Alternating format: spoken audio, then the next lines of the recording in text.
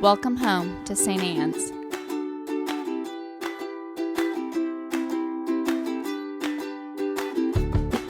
We want you to know that you're welcome to join us at 10 a.m. on Sundays. Please be sure to hit subscribe to receive our sermons. We can't wait to meet you. Good morning. Let's see where we go today with our reading, shall we? So there are a few different things going on, so I'll give you a brief recap of what we have going on here before I jump into where I think this takes us today. And one, we have the story of the birth of Moses, and I assume we all know who Moses ends up being. We know that Moses is the leader of the Israelites and will free them eventually and really create the Israelite people as we know them. And yet, he was never supposed to exist. And I think that's a fascinating pattern that we see, especially in the Old Testament, but really the arc of Christianity, of our faith in general, is things happen that shouldn't have happened. That really by some weird quirk and turn of events, we have the church. And those of us who are Christians would loudly proclaim that weird quirk, that those things that just didn't go quite right, would be God, right? So we have this story of Moses and his birth and then his eventually surviving. And that's really, really important. And then we also have Peter being called. And Peter, much like Moses, shouldn't have been a leader. I love Peter. Peter's probably one of my favorites because Peter and I have a lot in common. And if you've been in my church any amount of time, the number of times that I've said, Peter and I have a lot in common. Neither one of us know when to shut our mouth. And Peter just gets it wrong all the time. God bless Peter. But today, Peter gets it right. And I think much like Moses, we have this entire church, this entire faith built on somebody who isn't really the most logical of choices, if you will. Peter gets it right today, but Peter doesn't usually get it right. Peter usually opens his mouth when he shouldn't open his mouth and usually says something he shouldn't say and usually misses the point anyway.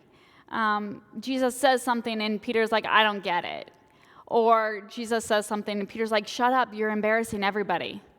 So lots of things happen with Peter, but it is Peter that is the rock, Petra, the rock upon which God will build his church.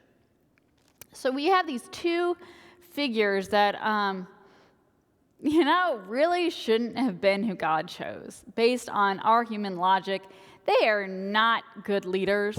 They're not necessarily great speakers.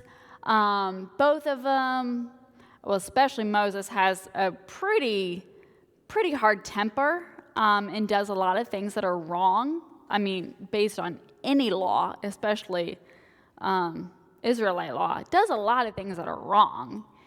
And Peter really isn't the most logical of choices. And it is on these two people that God turns. And it is that way. I would love to say it's just these two, but really, when you look at Scripture is a long line of people who shouldn't have. It is a long line of people like you and me. And that is both comforting and terrifying. Because I think for a lot of us, we like to think that those who are called to ministry are really good people.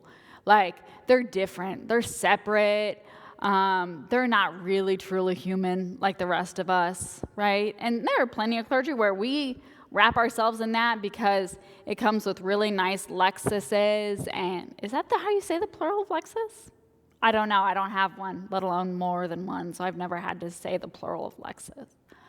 But so we set wholly apart. We say that it's different, that these people are somehow called because they're different than the rest of us. But that's not true at all. Scripture makes it very, very clear that God calls really some of the worst choices of humans. I mean, sometimes not the best. And even when they are called, they don't always make good choices. So even if you get called to ministry, you will still make bad choices. And here's the secret. We're all called to ministry. We're all called, every single one of us. No matter how much we're like Moses, no matter how much we're like Peter, no matter how much we're like any of these folks, you and I are called. And Paul says that too. Speaking of people who probably shouldn't have been called, Paul is kind of a hothead and makes a lot of poor choices. But Paul makes it clear that we're all called, every single one of us. Now, differently. We are all different parts of one body, of whom Christ is the head. So we're all called to different things, but we're all called, every single one of us. And like I said, that's both comforting and terrifying, because it means that you and I don't have an excuse. It means that you and I don't get to separate other people and be like, well, that's their job. Those are the holy ones that God has chosen. Let's let them go out and do it.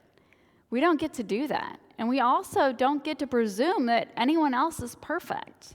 We don't get to put people up on a pedestal and then be appalled when they screw up. Well, guess what? We're all human. Called or not, we're all human. Moses screwed up. Peter screws up. Paul screws up. Now they're all dudes, but no, that would be a whole different sermon for a whole different time. Because the Bible is also full of women who screw up and women who shouldn't have, and yet they do. Women who shouldn't have been leaders, but they were. Our whole Christian faith is built on a bedrock of things that went wrong. And yet, here we are. The gates of Hades themselves cannot stop us. All the things that we are afraid of, all the fears and concerns and anger and hate, all those things, the very gates of hell that prevent us from doing the things we are called to do, they cannot stop God from doing what God calls us to do. And that means you and I can't stop doing the things that we are called to do. It doesn't matter what our excuses are. It doesn't matter our failings. It doesn't matter any of that. You and I are called in many different ways, but we are called. There are no excuses. And so that's what I have to say to us today. Whatever the excuses are that you've been using to ignore your calling, whatever excuses you've been using to tear down other people in their ministry, whatever they are, we have to leave them at the gates of hell, because that's not where we're called to go.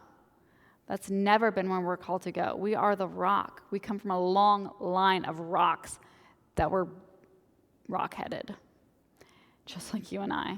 And so here today I say to you, set it down. Leave it. Whatever your excuses are, leave them, because we've got a lot of work to do.